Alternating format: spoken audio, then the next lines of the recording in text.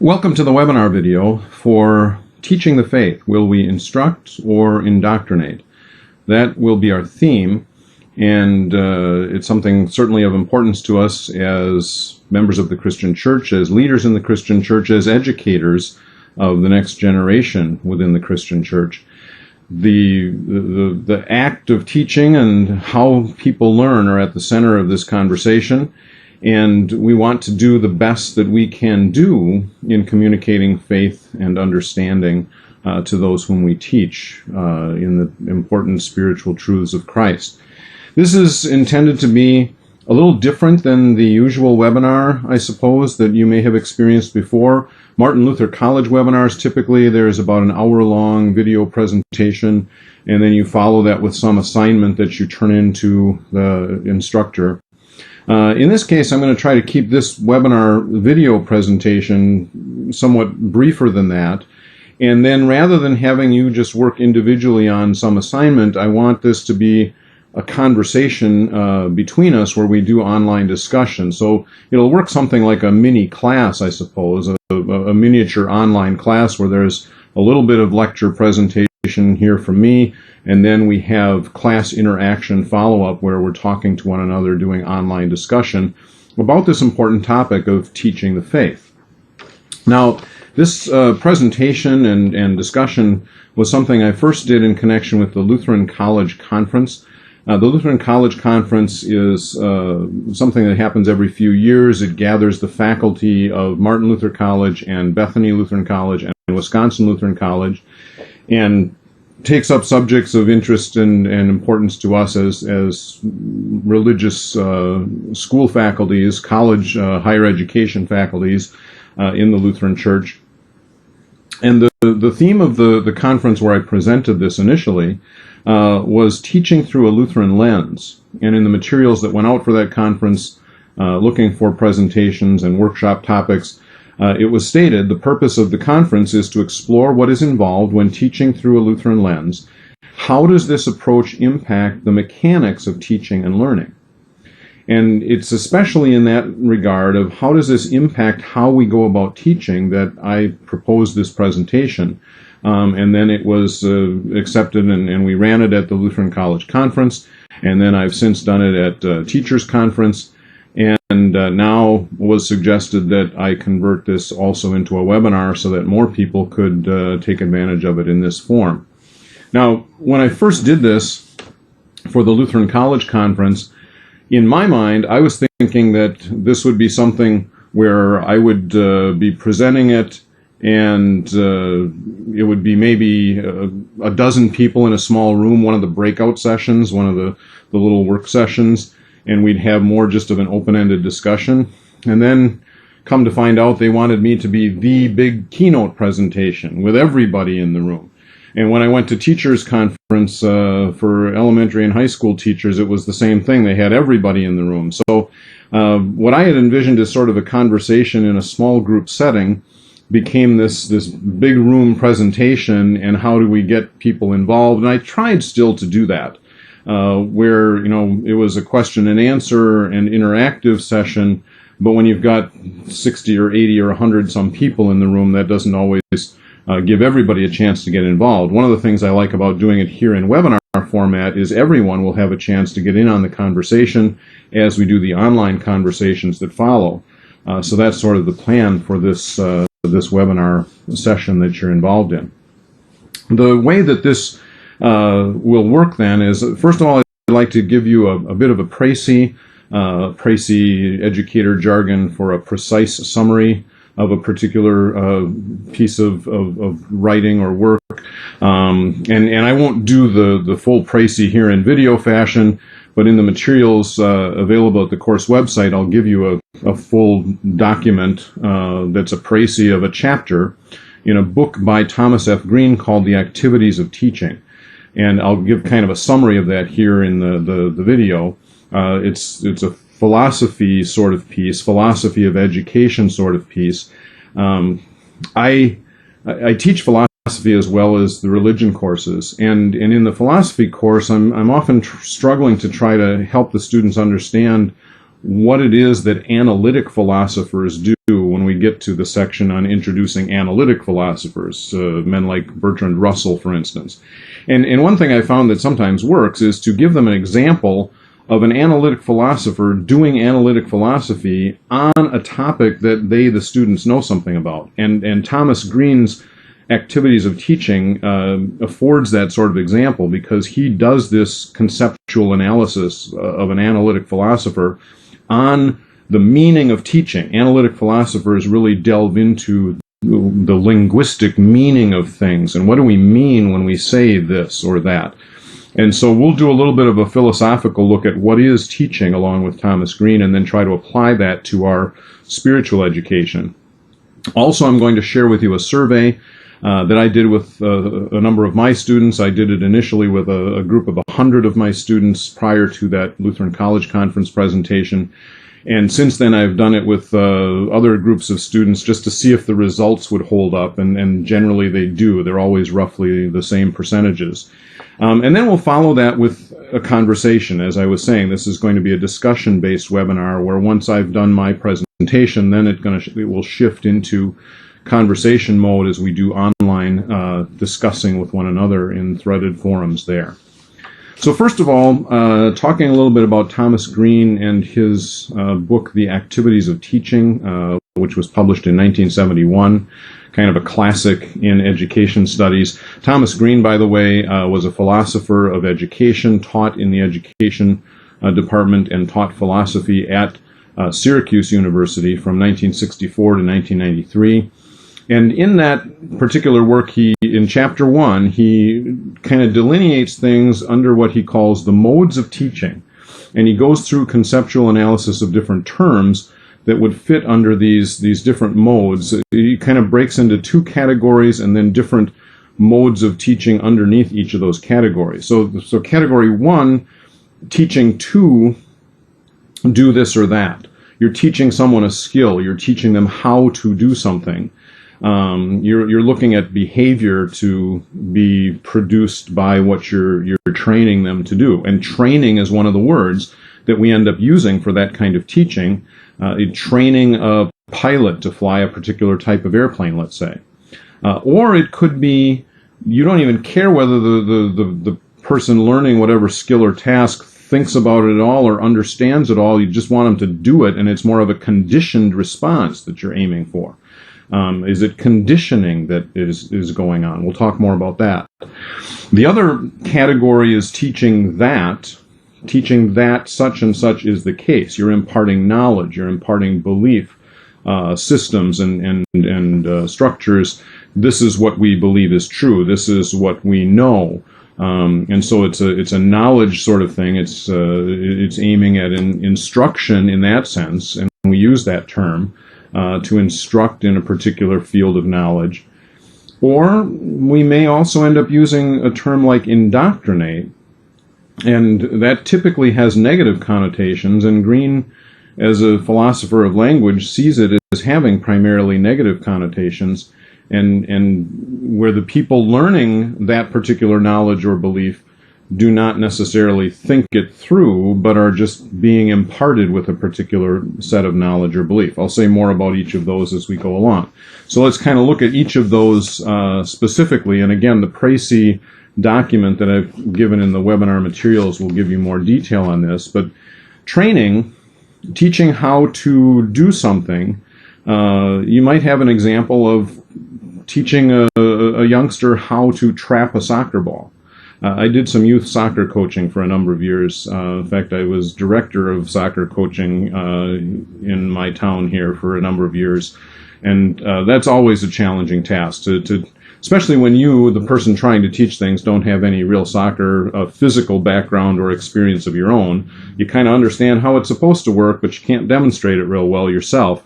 I depend on one of the kids who knew what they were doing to demonstrate the skill, and so others could learn. But you're trying to reach the minds of the children so that they think about it and they process it, but you're also really trying to just train them in how to use particular movements of their body in order to get something done. We speak of training in that way.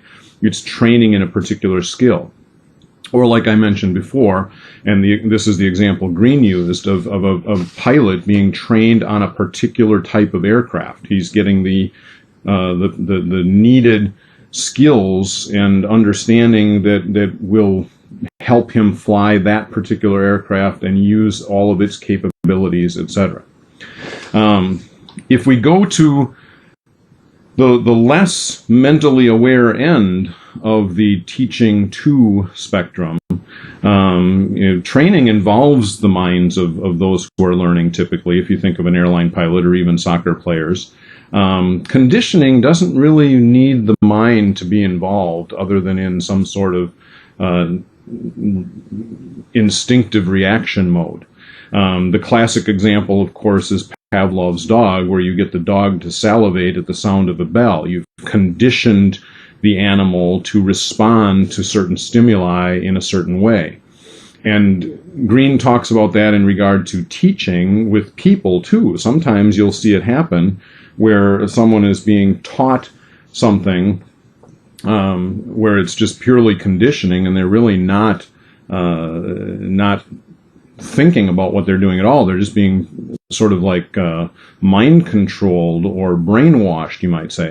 I want to take a moment here, if you'll let me tell a little bit of a story. It's going to interrupt things a bit, but one of the proudest moments in my ministry, back when I was in Texas and I was the pastor at a congregation there and also doing campus ministry at Texas Tech University, had a young woman start coming to our sessions whose name was Linda. Actually, she was a little older than a traditional college-age student, but she was in college at the university. She started coming to our Bible studies. And she came week after week after week. Didn't say a whole lot, didn't tell me a whole lot about herself, but just seemed interested, and so we kept going. About 5 or 6 weeks in, she came up to me after class and she said, "Well, I want to congratulate you. I'm a cult interventionist," Linda says, "and it's clear to me that you're not a cult leader." And that, as I said, was one of the proudest moments of my ministry. Linda had heard via people she knew.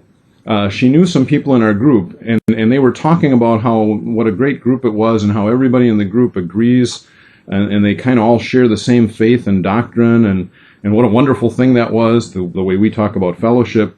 And of course, Linda heard that, and she thought I was probably some cult leader brainwashing the people in the group. And I was dangerous. And, I mean, she had spent years of her life in a cult, and then she worked as a cult interventionist, and parents would actually hire her to go get their youngsters out of cults. And so this was her field of expertise, and she was going to report us to the university if there was a problem. And I passed the cult leader test, which was a big thing for me. I was very happy about that. But that would be an example of conditioning when you think of religious instruction, where you have examples of this in the religious world where people are following someone almost in a conditioned response, dogs salivating at the bell kind of way. Clearly, that's not what we're aiming for.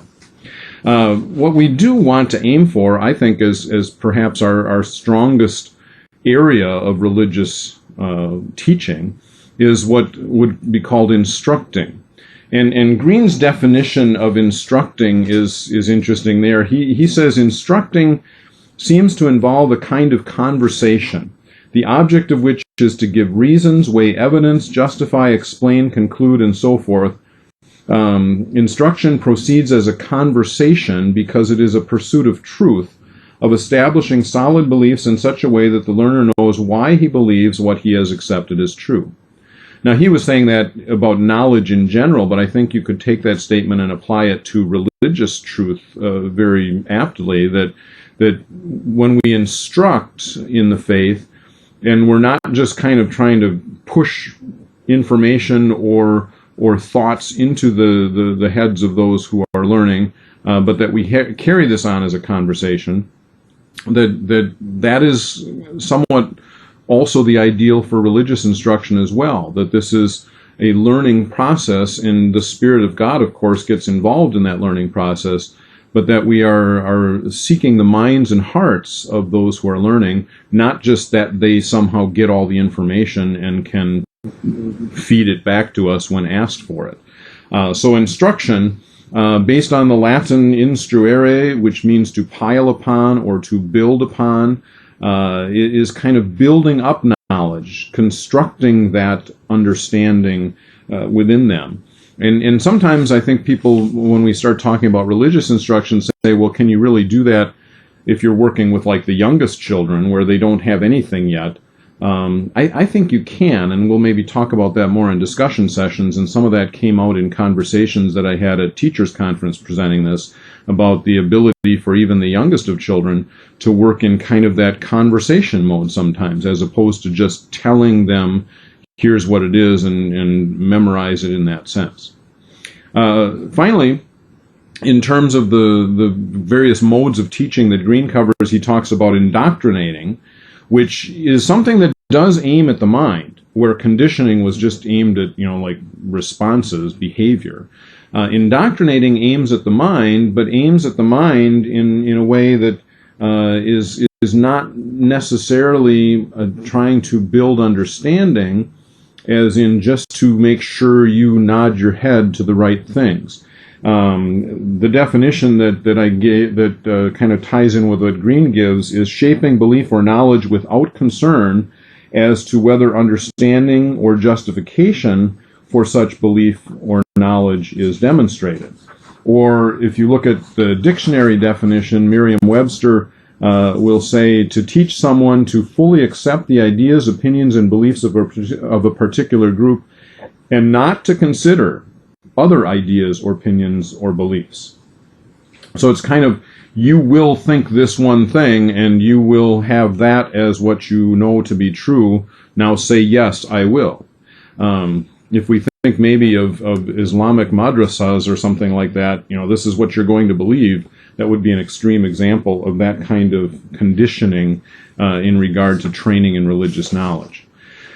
So now if you look at the chart that I've displayed here, this is kind of built off of Green, and actually is kind of trying to visualize, he has a chart that's in the précis I share with you online that maybe is a little cleaner, but he talks about how these various modes of teaching aim more for the learner's understanding or away from it. So when doing teaching to do something, training is trying to aim more at the learner's understanding, and you're not trying to leave them out of it mentally. You do want them to be aware and involved mentally as they are learning the skill or the task. Instructing, similarly, as you try to build knowledge and understanding of a particular belief structure, let's say, is aiming at their understanding and thinking it through, not just nodding their heads and saying, okay.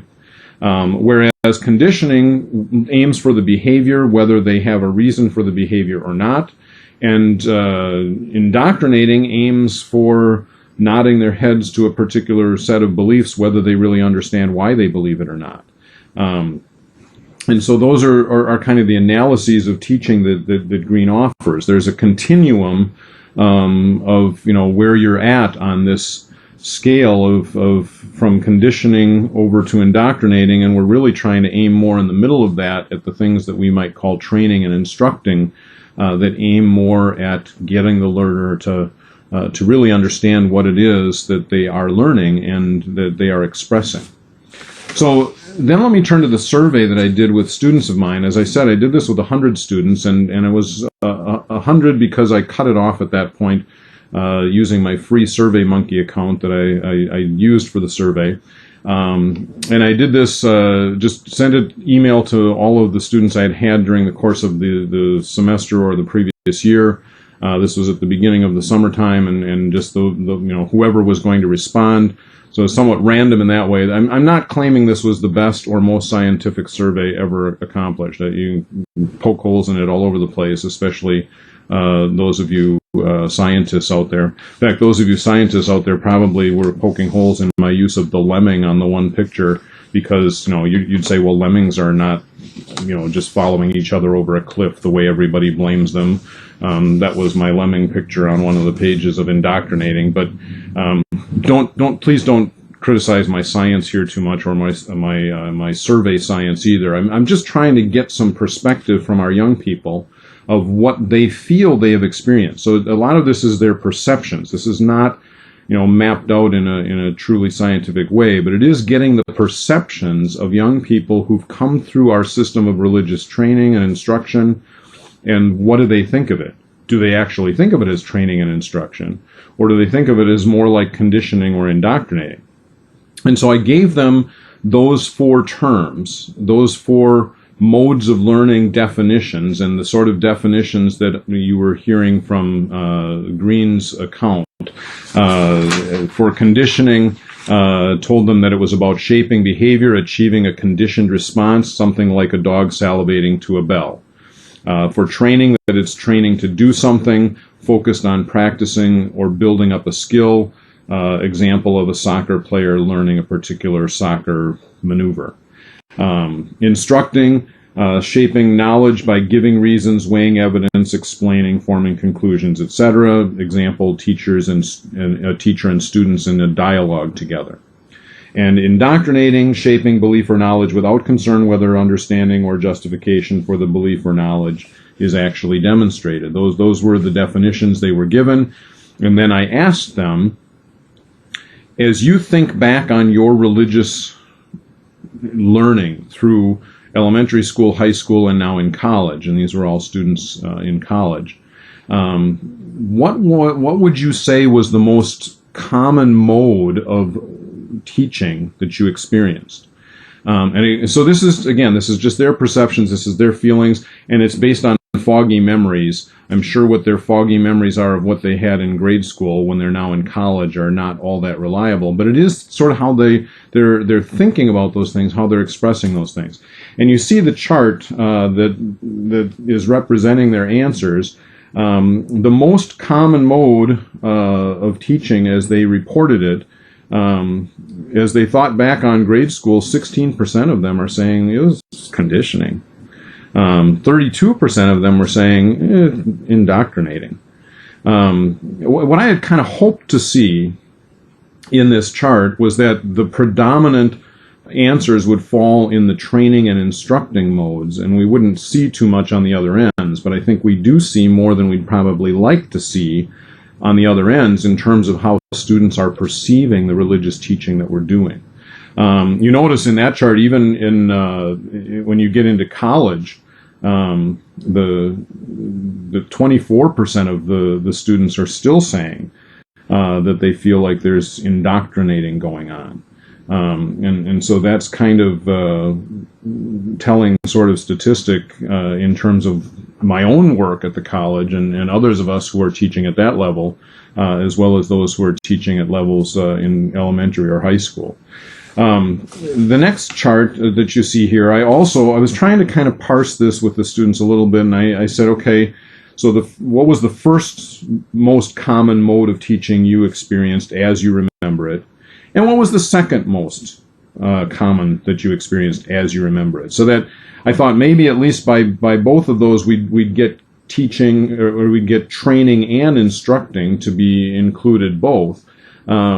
But of course, what happened is you also had a higher number of people then as the second item saying, well, there was a lot of conditioning, or well, there was a lot of indoctrinating, or it felt like it to me. And I'll be sharing with you in the materials on the website some of the open-ended responses that students gave to describe why they were answering the way they were answering. So now if you add up those two, adding up the columns, there's 200 overall responses because you had 100 students and they're each answering what was the most common, what was the second most common. So, and then taking those together.